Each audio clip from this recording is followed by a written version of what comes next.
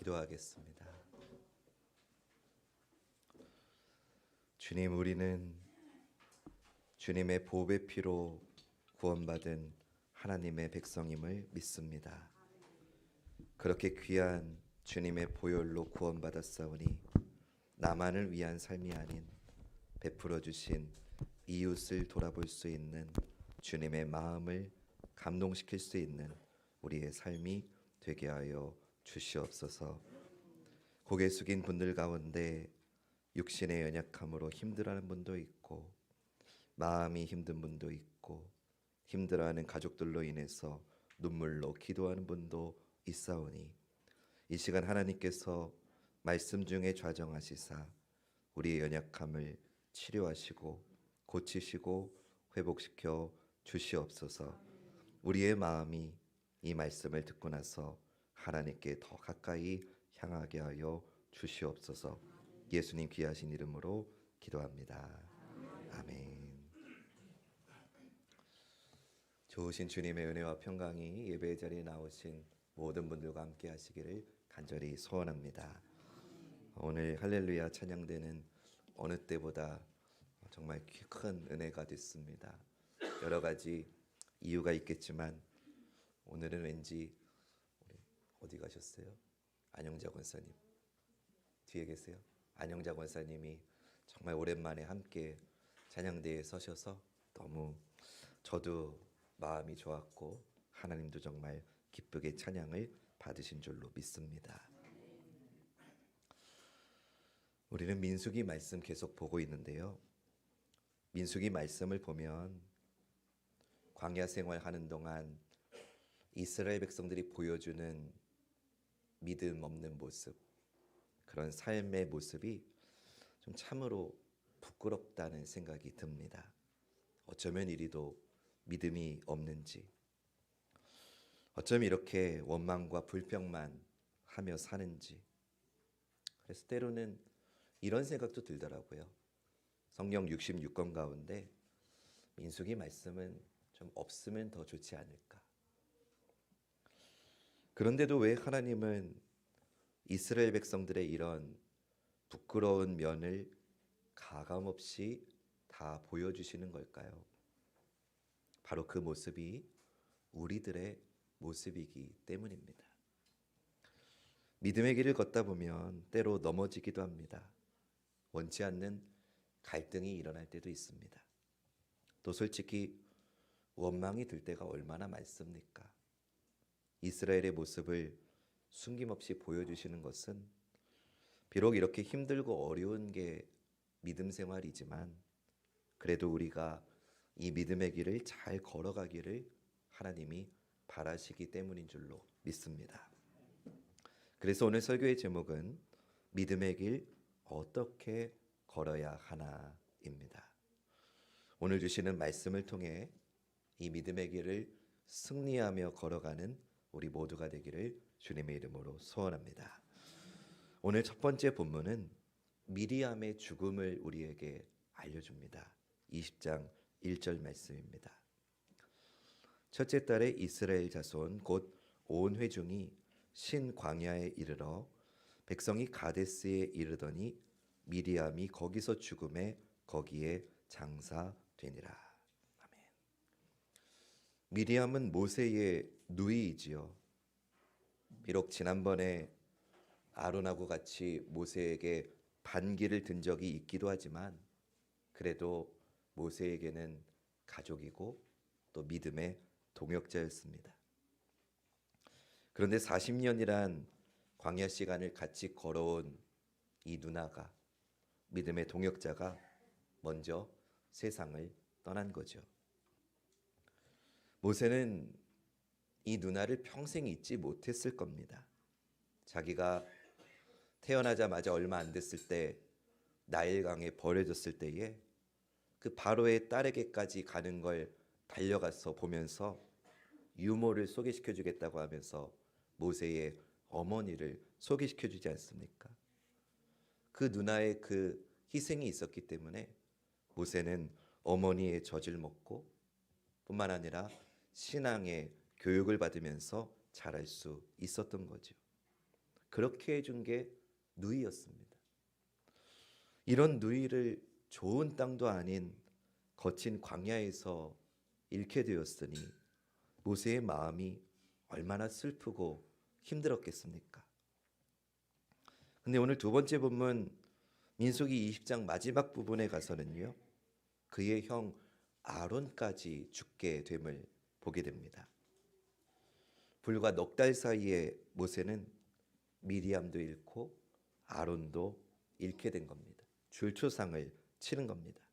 두 번째 본문 27절부터 29절 말씀. 모세가 여호와의 명령을 따라 그들과 함께 회중의 목전에서 호르산에 오르니라. 모세가 아론의 옷을 벗겨 그의 아들 엘르아살에게 입히매 아론이 그 산 꼭대기에서 죽으니라.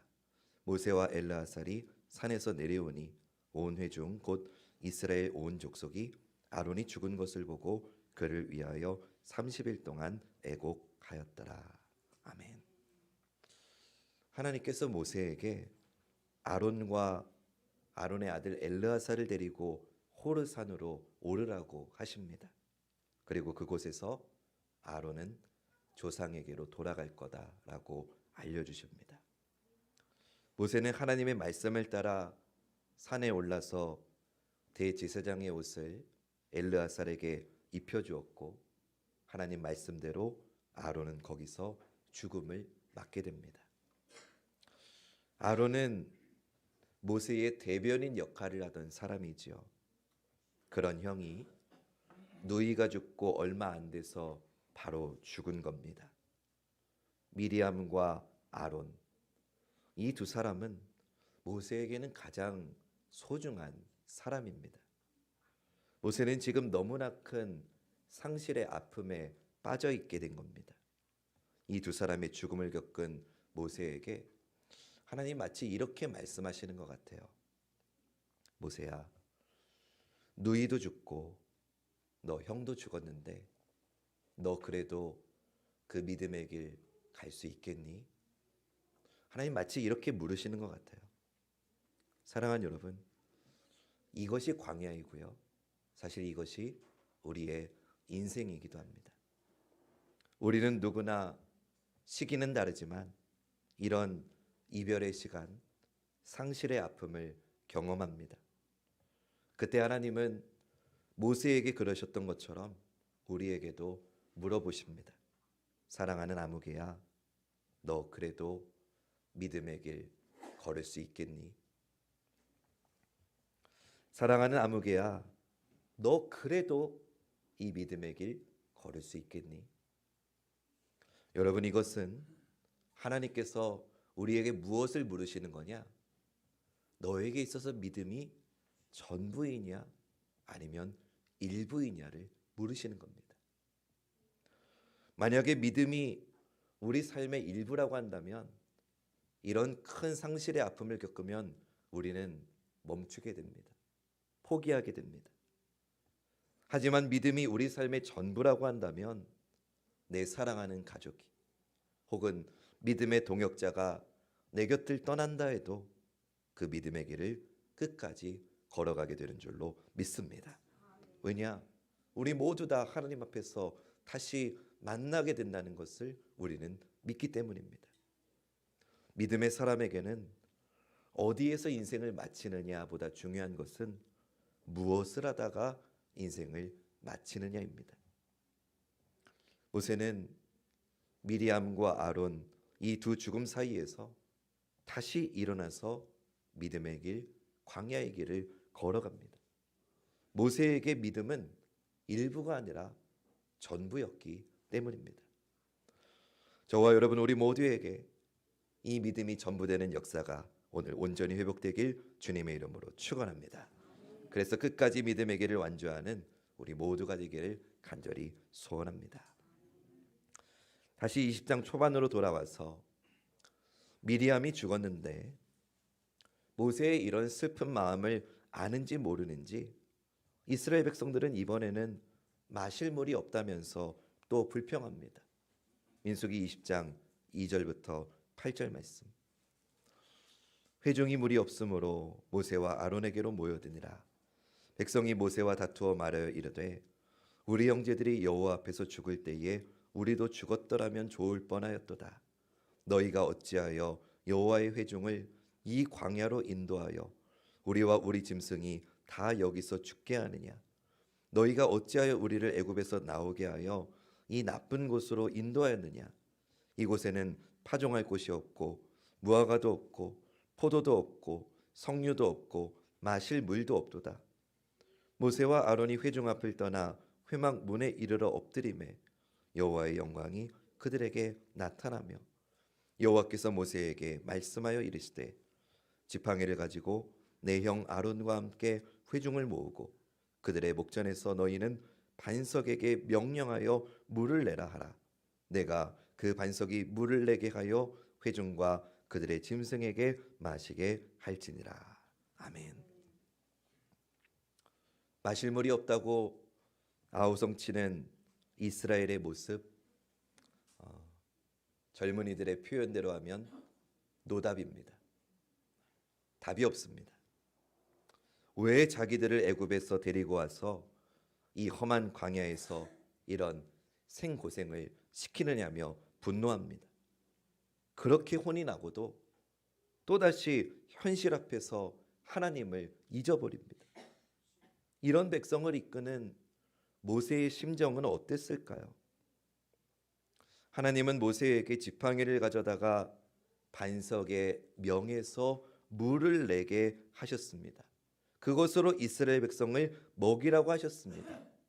그런데 모세는 하나님 명령대로 하지 않고 지팡이로 반석을 내리칩니다. 10절부터 13절 말씀 보시죠. 모세와 아론이 회중을 그 반석 앞에 모으고 모세가 그들에게 이르되 반역한 너희여 들으라. 우리가 너희를 위하여 이 반석에서 물을 내려 하고 모세가 그의 손을 들어 그의 지팡이로 반석을 2번 치니 물이 많이 솟아나오므로 회중과 그들의 짐승이 마시니라. 여호와께서 모세와 아론에게 이르시되 너희가 나를 믿지 아니하고 이스라엘 자손의 목전에서 내 거룩함을 나타내지 아니한 고로 너희는 이 회중을 내가 그들에게 준 땅으로 인도하여 드리지 못하리라 하시니라. 이스라엘 자손이 여호와와 다투었으므로 이를 무리바 아니라 여호와께서 그들 중에서 그 거룩함을 나타내셨더라. 아멘. 10절 말씀에 보면 모세가 이스라엘 백성에게 매우 화가 나 있다는 것을 알 수 있습니다. 반역한 너희여 들으라, 이렇게까지 말합니다. 지금 모세가 얼마나 화가 났는지 짐작할 수 있습니다. 근데 하나님은 모세에게 지팡이를 들어서 반석에게 명하라라고 명령하셨습니다. 그러나 모세는 지팡이를 들어서 말로 명령한 게 아니라 그 지팡이로 반석을 내리쳤습니다. 여러분, 이게 대수인가요? 별 문제 아닌 것 같지 않나요? 또 한번 하나님의 놀라운 기적을 회중들이 보게 된 사건 같지 않나요? 그런데 하나님은 이 일 후에 이 모세의 행동을 아주 냉정하게 꾸짖으시면서 징계하십니다. 이 일로 모세 너는 가나안 땅에 들어가지 못한다고 말씀하십니다. 그 이유가 모세가 하나님을 믿지 않고 이스라엘 목전에서 하나님의 거룩함을 드러내지 못했기 때문이라는 겁니다. 이스라엘 백성들의 모습을 보면 충분히 화가 날 법도 한데 모세가 명령을 어기고 반석을 2번 쳤다고 해서 그 일로 가나안 땅에 들어가지 못하게 하신다? 여러분, 이 하나님의 징계 좀 너무한 것 같지 않습니까? 하나님이 모세에게 이렇게까지 하시는 이유가 무엇일까요? 그것은 그가 이스라엘의 지도자였기 때문입니다. 하나님은 영적 지도자에게는 더욱 엄격한 순종의 기준을 요구하시는 겁니다. 또 하나님은 이 사건을 통해서 우리의 혈기가 하나님의 말씀을 가로막지 않기를 원하시는 겁니다. 비록 이스라엘 백성이 한심해 보이고 하나님의 사랑을 받을 자격이 없어 보이지만 하나님은 여전히 그들에게 긍휼과 사랑을 베푸셨습니다. 이토록 반복해서 원망하고 불평함에도 반석에서 많은 물이 솟아나왔다는 건 하나님이 여전히 그들에게 은혜 베푸시기를 원하신다는 증거입니다. 그런데 모세의 날선 말과 행동이 하나님의 긍휼과 자비를 가로막은 것이죠. 또 반석을 2번 내리침으로써 백성들의 관심이 이 기적을 베푸시는 하나님을 향하게 하는 게 아니라 모세 자기를 향하게 했던 겁니다. 근데 저는 솔직히 말해서 아무리 본문을 묵상해도 저는 모세의 심정이 충분히 이해가 갑니다. 아무리 생각해봐도 하나님 징계가 너무한 것 같습니다. 여러분은 그렇게 생각 안 하십니까? 모세가 얼마나 화가 났으면 그랬겠습니까?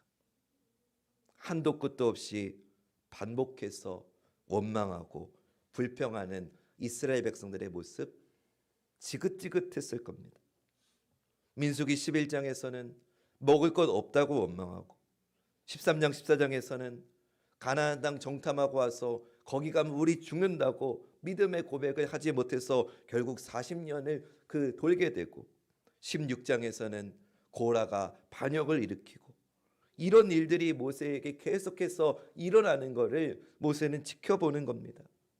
근데 이제는 사랑하는 누이가 죽어서 그 어떤 때보다 마음이 힘든 모세인데 그 모세의 마음은 헤아리지도 않고 물이 없다면서 아우성치고 있는 겁니다. 모세는 반석을 2번 쳤다고 하지만 제가 모세였다면 지팡이가 부러질 때까지 내려쳤을 것 같습니다. 근데 결국 이 일로 모세는 가나안 땅에 들어가지 못하게 되죠. 이 사건 하나로 가나안 땅에 들어가지 못하게 됐다. 이거는 어떤 의미일까? 여기에는 굉장히 중요한 메시지가 담겨 있는 겁니다. 이스라엘 백성은 40년 동안 광야를 걸었습니다. 그런데 이 광야 세월 동안 하나님께서 분명하게 가르쳐 주신 게 있어요. 그거는 바로 갈 길은 하나님이 가게 하시고 멈출 것은 하나님이 멈추게 하신다는 겁니다. 하나님은 지금 모세를 멈추게 하신 겁니다. 더 정확하게 말하면 하나님은 지금 모세의 분노와 혈기를 멈추게 하셨습니다. 오늘 본문을 통해 우리는 2가지 종류의 죽음을 보게 됩니다. 하나는 아론과 미리암의 죽음처럼 사람이 태어나서 누구나 한 번은 통과해야 되는 그런 죽음이죠. 또 다른 하나의 죽음은 우리가 믿음의 길 걸어가는 동안 내 자아가 죽는 죽음입니다. 분노와 혈기가 죽는 죽음입니다. 분노와 혈기는 내가 죽지 않았기 때문에 일어나는 겁니다. 분노와 혈기는 내가 아직 시퍼렇게 살아있기 때문에 나타나는 겁니다. 미리암과 아론의 죽음을 보여주시면서 하나님은 모세에게 모세야, 네가 죽어야 된다라는 것을 알려주시는 겁니다. 그러려면 자기의 인간적인 감정을 다스려야 된다고 알려주시는 겁니다. 바로 그때 하나님이 원하시는 믿음의 길을 걸을 수 있다 말씀하시는 겁니다. 사랑하는 여러분, 하나님은 마찬가지로 오늘 우리들에게도 우리가 걷는 이 믿음의 길을 분노와 혈기를 가진 채 걷지 말라 하시는 줄로 믿습니다. 어떤 상황이든지 분노는 내가 주도하고자 하기 때문에 생기는 겁니다. 더 쉽게 말하면 내 뜻대로 내 마음대로 이루어지지 않기 때문에 화가 나는 겁니다. 죄에 대한 거룩한 분노는 반드시 필요하지만 내 안의 분노와 내 안의 혈기를 절제하지 못하면 가정이 깨지고 공동체의 관계가 깨뜨려진다는 걸 우리는 기억해야 됩니다. 그리고 여러분 더 무서운 게 있습니다. 내 혈기가 하나님의 뜻을 가릴 수도 있다는 겁니다. 우리에게 허락하신 믿음의 길은 분노를 품은 채 화내며 걷는 길이 아니고요. 우리가 가야 될 믿음의 길은 기쁨으로 감사함으로 가야 되는 길인 줄로 믿습니다. 믿음의 길 어떻게 걸어야 되나? 첫 번째 메시지가 바로 여기에 있습니다. 믿음의 길은 나의 걸음이 멈춰지고 하나님의 걸음이 지속되어야 되는 줄로 믿습니다. 우리 앞에 화면 보시면서 같이 선포해 봅시다. 시작.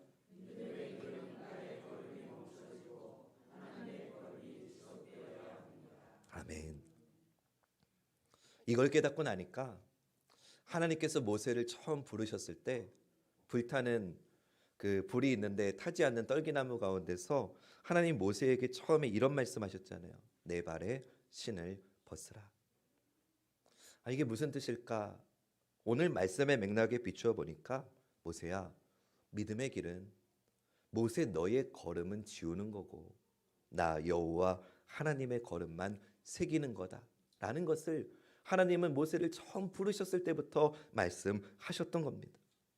모세의 분노에 대한 하나님의 이 징계를 보며 사랑하는 여러분, 우리도 우리의 감정을 내려놓으시기 바랍니다. 그래야만 하나님의 뜻, 하나님의 역사가 나타나는 겁니다. 우리 관악중앙교회 모든 성도님들의 믿음의 여정이 나의 혈기, 나의 아집, 나의 뜻은 매일 죽고 오직 주님의 뜻만 드러나는 정말 좋은 믿음의 길 되기를 주님의 이름으로 축원합니다. 이 다음에 있었던 일은 이런 일입니다. 이스라엘 백성이 가나안 땅을 향해 가기 위해서 에돔이라고 하는 지역을 통과하게 되는 상황이 됐는데 모세가 사신을 보내서 에돔 왕에게 정중하게 이 지역을 조용히 잘 지나가겠다고 요청합니다. 그러나 모세의 간곡한 요청에도 에돔 왕이 그거를 거절하죠. 18절부터 20절 말씀. 에돔 왕이 대답하되 너는 우리 가운데로 지나가지 못하리라. 내가 칼을 들고 나아가 너를 대적할까 하노라. 이스라엘 자손이 이르되 우리가 큰 길로만 지나가겠고 우리나 우리 짐승이 당신의 물을 마시면 그 값을 낼 것이라. 우리가 도보로 지나갈 뿐인즉 아무 일도 없으리이다 하나 그는 이르되 너는 지나가지 못하리라 하고 에돔 왕이 많은 백성을 거느리고 나와서 강한 손으로 막으니. 모세가 거듭 부탁했지만 에돔 왕은 강하게 거부하며 막았습니다. 그것도 상당히 강하고 위협적인 태도로 이렇게 말합니다. 너는 지나가지 못하리라. 우리는 여기서 이런 의문이 듭니다. 하나님이 가라고 하신 길인데 왜 막히는 걸까? 여러분, 하나님이 가라 하신 길도 때로 막힐 때가 있습니다. 세상은 우리가 믿음의 길 걸어가는 거 호락호락 허락하지 않습니다. 어떻게든 방해합니다. 그러나 세상이 막는다고 믿음의 길이 멈춰질 수 있는 건 결코 아니라는 걸 기억하시기 바랍니다. 여러분 생각해 보세요. 이 출애굽의 여정을 시작하신 분이 누구십니까? 모세가 하나님 제가 출애굽시키겠습니다 한 겁니까? 아니죠. 이스라엘 백성이 우리 좀 내보내 주세요 한 겁니까? 아니죠. 이 일은 이스라엘의 신음소리와 부르짖음을 기도로 들으신 하나님이 시작하신 일입니다. 하나님이 시작하신 일이니 에돔 왕이 막는다고 해서 멈추어질 여정이 아니라는 겁니다. 모세와 이스라엘 백성이 걷는 이 광야길은 하나님이 시작하신 일입니다. 그러니 어떤 방해가 있어도 반드시 가게 되어 있습니다. 사단은 마치 이 에돔 왕처럼 너는 지나가지 못하리라 하며 우리의 믿음의 길을 조롱합니다. 우리를 방해합니다. 막아섭니다. 그러나 사탄이 아무리 엄포를 놓아도 만왕의 왕이신 하나님은 우리를 기필코 하나님 나라를 향해 가게 하실 줄로 믿습니다. 사랑하는 여러분, 믿음의 길은 누가 막아선다고 막히는 거 아니고 무너지는 거 아닙니다. 온 세상이 다 막아도 주님이 열어주십니다. 믿음의 길 어떻게 걸어야 되나? 두 번째 메시지가 여기에 있습니다. 하나님이 여시면 닫을 자가 없다는 것을 믿어야 될 줄로 믿습니다. 우리 한번 선포해 봅시다. 시작. 아멘. 여러분, 우리가 가는 믿음의 길에는 수많은 걸림돌들이 있습니다. 하지만 우리는 반드시 그 길을 지나갈 것입니다. 이스라엘은 지금 길이 없어진 게 아닙니다. 길이 막힌 게 아닙니다. 에돔 사람들이 하나님이 약속하신 길을 막은 것뿐입니다. 그러나 믿음의 길은 하나님이 시작하신 길이기에 어느 누구도 막을 수 없습니다. 믿음의 길을 시작하게 하신 하나님께서 하나님의 약속대로 약속의 땅까지 반드시 우리를 인도하실 줄로 믿습니다. 여러분, 성전 건축에 많은 방해가 있지요. 걸림돌들이 있지요. 그러나 이 성전 건축 누가 시작하셨습니까? 하나님입니다. 목사님이 하자고 한 거 아닙니다. 장로님들이 하자고 한 거 아닙니다. 하나님이 이 상황을 허락하셨고 하나님이 시작하신 성전 건축이기에 세상 모두가 방해해도 하나님이 열면 닫을 자가 없는 줄로 믿습니다. 마지막으로 민수기 21장을 보면 이스라엘 백성이 이제 호르산에서 출발해서 에돔 지역을 돌아서 가는데 그 가는 길에 또 먹을 거 없다고, 또 마실 거 없다고 또다시 불만을 터뜨립니다. 이제는 정말 지겨울 정도의 패턴입니다.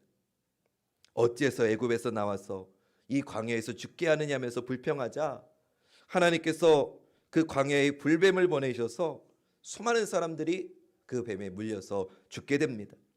그제서야 백성들이 모세에게 간청하며 자기네들이 잘못했으니 이 뱀이 떠나가게 해달라고 빕니다.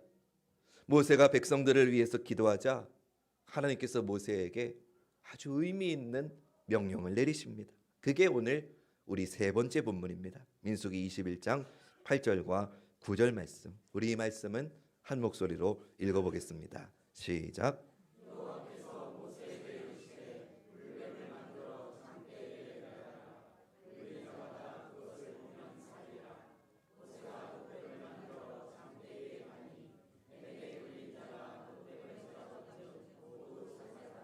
아멘. 하나님은 모세에게 불뱀을 만들어서 장대 위에 매달라면서 뱀에 물린 자마다 그 장대의 노뱀을 쳐다보면 살 것이라고 말씀하십니다. 모세는 하나님 명령에 따라서 노뱀을 만들었고 그 노뱀을 쳐다본 사람은 모두 살았습니다. 여러분, 이게 무엇을 말해주는 겁니까? 지금 이 불뱀에 물려 죽는 이때의 시기가 광야 생활 38년 9개월 되는 시간대입니다. 38년 9개월 동안 보여준 이스라엘 백성들의 모습은 한심하기만 합니다. 안타깝기만 합니다. 이들의 행동만 봐서는 구원받을 소망이 없습니다. 아니, 구원받을 자격이 없다고 하는 게 더 정확합니다. 그런데 예수님은 이 사건을 구원과 연결시키셔서 요한복음 3장 14절 15절에서 이렇게 말씀하십니다. 우리 이 말씀도 같이 읽어보겠습니다. 시작. 모세가 광야에서 뱀을 든 것 같이 인자도 들려야 하리니 이는 그를 믿는 자마다 영생을 얻게 하려 하심이니라. 아멘. 이 말씀이 무엇을 말하는 겁니까? 구원은 우리의 행위가 아니라 믿음으로 받는다는 겁니다. 은혜가 없으면 구원이 있을 수 없다는 겁니다. 그리고 그 구원은 예수 그리스도를 통해서 오는 거라는 겁니다. 광야에서 불뱀에 물린 자들이 장대에 매달린 노뱀을 바라보았을 때에 병이 나았던 것처럼 우리도 예수님이 우리를 위해 십자가에 매달리셨다는 거, 매달리실 뿐만 아니라 그분이 우리를 위해 부활 승천하셨다는 거, 그거를 믿음으로 바라보라는 그 믿음의 말씀을 믿을 때 우리에게 구원이 임하는 줄로 믿습니다. 민수기 본문은 오늘 다시 한번 우리에게 절대로 우리의 행위로 구원받지 못한다는 걸 강조하는 겁니다. 이스라엘 백성들의 모습이 우리의 모습이라고 했습니다. 그래서 민수기 말씀은 차라리 없으면 더 좋을 것 같은데도 하나님이 남겨놓으셨다고 했습니다. 우리의 모습입니다. 원망하고 불평하고 우리가 저지른 일들이 너무나 악하고 추악하고 냄새나고 너무나 정말 부끄럽기 짝이 없습니다. 근데 높이 달린 노뱀을 쳐다보기만 하며 살았던 것처럼 구원은 우리의 자격이나 우리의 신분이나 우리의 행위가 아니라 구원은 하늘의 하나님으로부터 은혜로부터 임하는 줄로 믿습니다. 이것이 우리에게 하늘의 은총인 겁니다.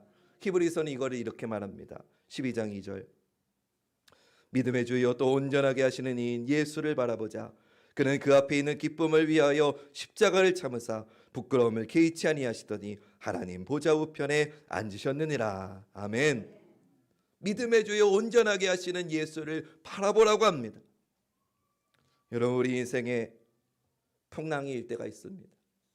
그때는 풍랑만 보이고 높은 파도만 보이고 주님이 보이지 않습니다.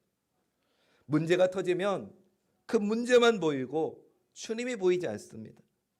마음속에 올라오는 의문들, 갈등들, 불평과 원망들은 쉽게 멈춰지질 않습니다. 그럼 그때 어떻게 해야 됩니까? 분노해야 됩니까? 혈기내야 됩니까?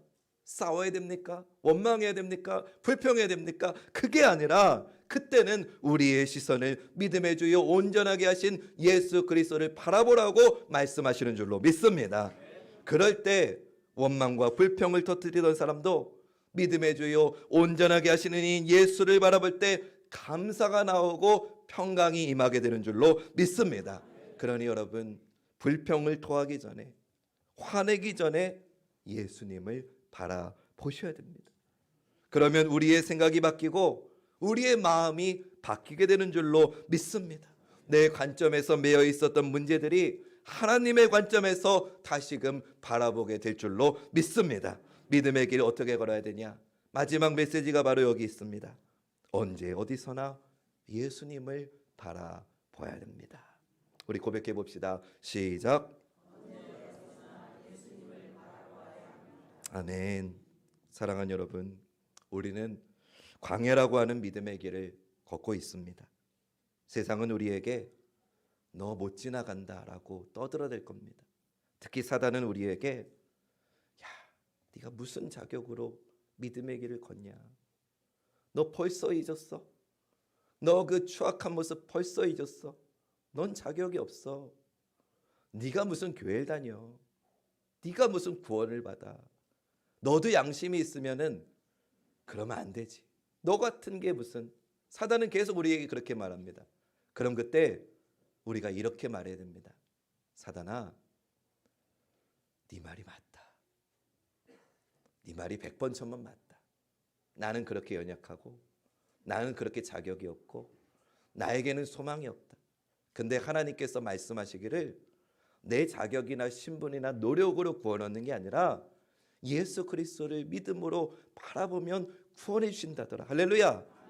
그렇게 말씀하셨기에 우리는 그 믿음 가지고 사단아 물러가야 될 줄로 믿습니다. 사랑하는 우리 관악중앙교회 모든 성도님들, 불평의 자리가 감사의 자리 되기 원하시고 다툼의 자리가 찬송의 자리 되시기를 주님의 이름으로 축원합니다. 여러분의 믿음의 길에 이런 하늘의 은혜와 축복이 충만하시기를 주님의 이름으로 간절히 축원합니다.